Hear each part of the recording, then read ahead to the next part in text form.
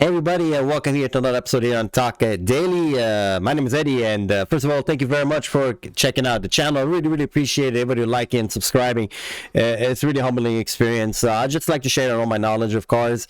I give you a little background. I spent my whole life fixing cars, out of necessity, fixing cars because they're broken and whatnot. I'm talking about hand tools. I'm going to AutoZone and, going through junkyards and getting things together, trying to get, trying to just go through life, and I have a lot of money. So it was what it was back then through college and all that. So little by little, again, I give you a little of my crazy stories dealing with cars, and it really gives me a lot of appreciation seeing modern cars, how reliable they are. Older cars, I had cars built like in the 1990, 1989. You could fix them with a hammer, but it's still, it broke down. Anyways, I digress. Hopefully have a great day wherever you are in the world, and let's get to it. This article is by Joey Caparella, and it's from Car and Driver. As always, I have a link to this article in the description below. I always encourage everybody to check out the articles, do your own research, check it out. Anyways, moving forward, why am I talking about this? So what's special about this? This is the Mazda CX-70 and CX-90. First thing I would like to bring to your attention, ladies and gentlemen, is that the CX-90, that name sounds very familiar for an SUV. Let me guess. XC90, the Volvo. What's going on immediately for what's going on from this? Immediately, I know that Mazda is trying to be luxury. So Mazda's exactly what they're trying to do. Mazda realizing that they ain't going to compete with Honda, they're not competing with Toyota. Forget about it. So what they're doing is that you're trying to be luxury. And their definition of luxury is literally the exact same thing as BMW. Well put together, built, and it handles good. And that's literally what Mazda's trying to do, except it's not cost as much.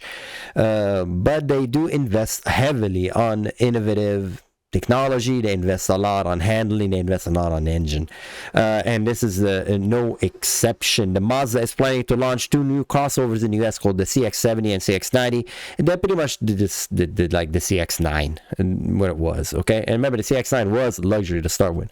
They will both use company new longitudinal-engine platform and inline-six engine. Hooray, inline-six! If you don't understand why this is a big deal, all car manufacturers beside BMW have inline. Beside BMW has V6. Only BMW makes inline-six. As if I'm trying to remember. I mean, in North America, I don't know if somebody tells me some car company somewhere in Zimbabwe makes inline-six, was great. But mainstream car manufacturers, nobody is making inline-six besides BMW. All the know-how, all the technology is BMW secret know-how. Everybody's going to V6 because V6 is more compact and you could make the car bigger without having the hood of the car be long. What Mazda's doing is saying, no. We like that long hood. We like the handling that comes with an inline-six. We like the axle, the ratio, the design, the double wishbone suspension, whatnot. You can do a lot of work. I'm not saying you can't do that with a V6, but you can do. You have a lot more freedom when you have an inline-six engine in the engine bay. It's not as chunky, It's it's like a French fry compared to an apple in the middle. That's a bad example, but you gotta understand me. It just makes the engine bay more. Not as compact. If you don't believe me, open the hood on a GTR and look at the engine bay. It's like, forget about it. Open the hood on a G35, the same thing. It's just really compact. So this is nice they're able to do so. Moving on, the CX-70 is expected to debut first later this year with the 3-row CX-90. It will follow in 2023. And here they talk a little bit about Mazda. While Mazda promises gasoline, diesel, and Sky active compression ignition, we know a couple of things. Diesel is not favored in the US. It is what it is. I don't know about Canada and Mexico, but in the United States, no. In North America, niet. No. Okay? 9. We don't like diesel, so it's not happening. I don't know what it is. Just that. I know what it is. It's emission. So it's not happening, okay? And in Europe it's fine. Other places in the world is fine. The US is not happening. Volkswagen tried to do that with the diesel, and they went through. I mean, that was literally straight up fraud. And some people went to jail. Some people didn't go to jail. They just fled the country. But that's a subject of its own. You can Google it. is crazy. The VW diesel fiasco. Sky active compression is a very smart system, but it's not yet certified for the US. I'm not sure what the reason why. I don't want to say emission because it still uses gasoline, but there's no spark plug. But I think it has something to do with more stringent. Again, I'm going to continue saying it has to do probably with emission. Okay. But what we have is gasoline, and gasoline is what we can have here. It's going to be an inline-six 3.0 liter accompanied with a turbocharger and a 48 volt hybrid system with an output somewhere in the mid 300 horsepower range. Man, that's fantastic. That's fantastic. I think it's fantastic for another reason. Is Mazda could sell that engine to auto manufacturers, maybe Japanese manufacturer, whatnot manufacturer. We have seen more vehicle with inline-six. I love inline-six. You could tell inline-six just more. I don't know. I would like to say the more smoother, but I'll take that. I mean, it has to do with obviously the engine dampening and whatnot, and the engine mounts. So, but to me, when I think of inline-six, I think something like an M3, so or the 2JZ, which is a super engine, but that's from back in the day. Technology has changed, but anyway, Mazda is making inline-six, which is great. More inline-six mean more car looks like that. The front, the bonnet, the hood, the long extended hood. I think just appealing. It looks really sexy. This is my opinion. Plug-in hybrid powertrain using the inline-four and a single AC motor is also in the works. Likely similar to the CX-60 plug-in setup, which produced at the time by the CX-60. Okay, producing 323 horsepower and 269 foot-pound of torque. Hey, and a 17.8 kilowatt per hour battery pack. And goes on saying, it's exactly my point. The new BMW engine are Mazda bid for premiumness.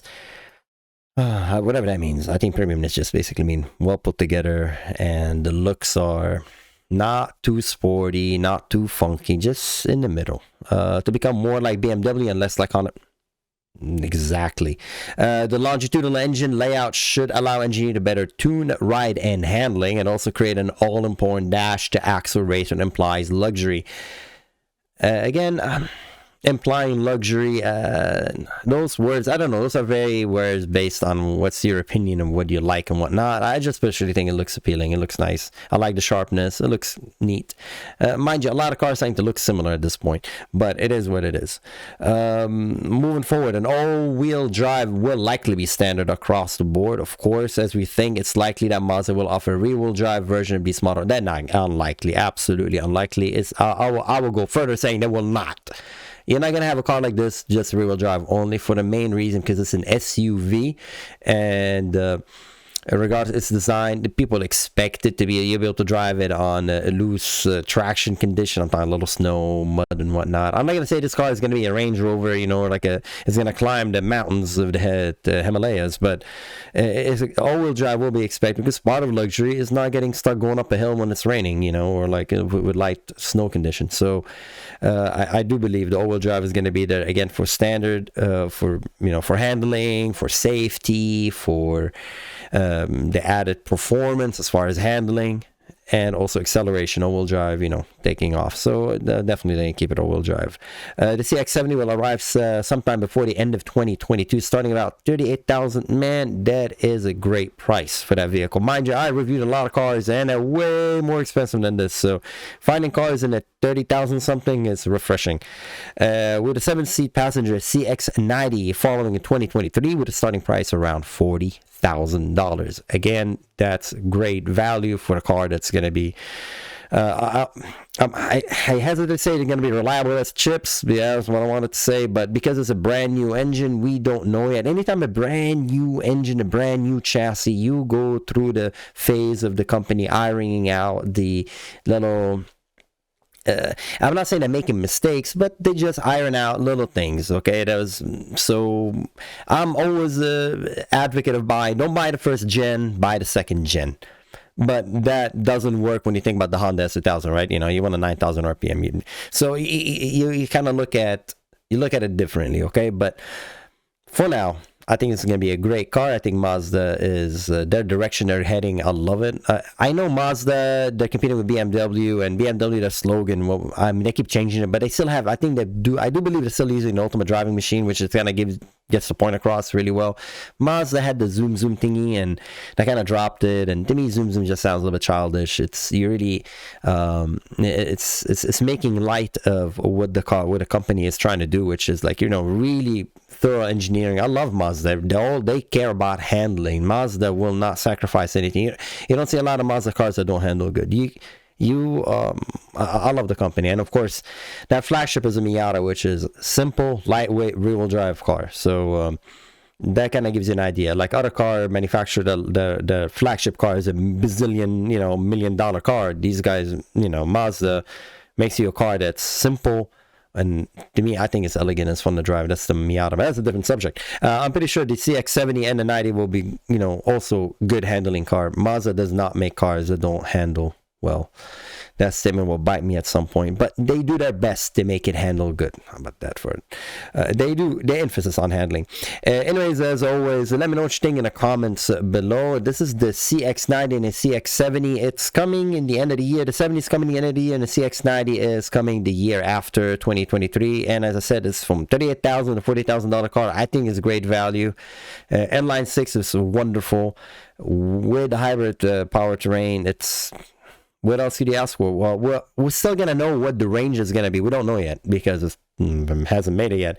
And too bad they don't have the Sky Active yet compression. I think that it's just a very fascinating engine. It's kind of like a rotary engine. Like, really, I think about it that way.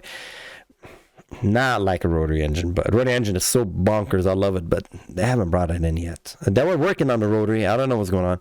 The Sky Active compression is very funky. You can Google it. It's a really funky way of the engine working. It's basically compression ignition, kind of like diesel with compression ignition.